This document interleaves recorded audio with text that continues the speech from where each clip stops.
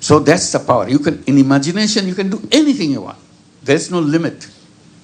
So if it doesn't cost you anything, if there's no limit to it, why should you be stingy about imagination? Make your mind go as far as you want. Just because you let your imagination go beyond boundaries doesn't mean that it's useless imagination. No imagination is useless. Imagine the most outlandish imagination that you can have, so that you can make it your direction, moving in that, follow that path to make it happen. What is our imagination about the world today? Do you have a course on that? Does anybody has a course on that? What is our imagination?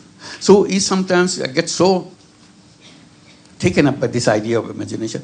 We hold competitions of imagination, particularly among young people, the campuses. Imagine the world that you want to create. And that imagination would be so many words or so many pages. You put it down as a competition. Wilder the imagination, better mark you get. And someone out of the thousands participants, someone will get the first prize. Why? Because her or his imagination is so wild and so fancy, so attractive, which chose that competitor the first prize. Encouraging imagination. That imagination, now you exercise, you try your imagination yourself. Just imagine. Write fictions. Only thing I remind, science fiction is a very known procedure. You do that. You can write your own science fiction. I'm encouraging writing social fiction. Science fiction is known. You do what we do.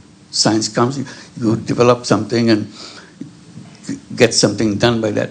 But nobody has social fiction. Social fiction is what kind of world as human beings we would like to have together. What will be the interaction with each other? What is it collectively we want for us?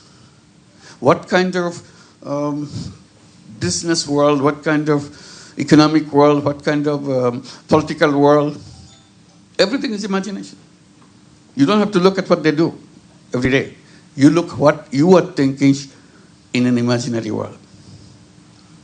Because if you imagine, that social system will emerge. Because everybody say, hey, this is a good idea. Let's do it. Let's try it. So I'm emphasizing social fiction. What was the imagination that I was trying to let people know? That's what you're shown the book here, World of Three Zeros. That's an imagination, the fiction. But if it touches you, oh, that makes sense to me. It will happen. So don't ignore it if you don't like it. It's okay. If you don't like that world of 3 zeros, you make a world of 100 zeros, your world of no zeros, whatever you want. But imagine it. Don't just say, this is rubbish. Okay, it's rubbish. But create your imagination, what kind of world you want. The reason I wrote about 3 zeros, very simple. First part of it is about the civilization that we have on this world today, that we are part of the civilization. As young people, we'll be rebelling against that civilization. That's a natural thing for young people to do. Reject and rebuild. Or start from completely different context. But if you don't do that, you fail in your generational responsibility. You may be best student in the class, you may be very perfect in your professions, but as a generation, you have not delivered where we want to go as a human race. That's our responsibility. We have to find.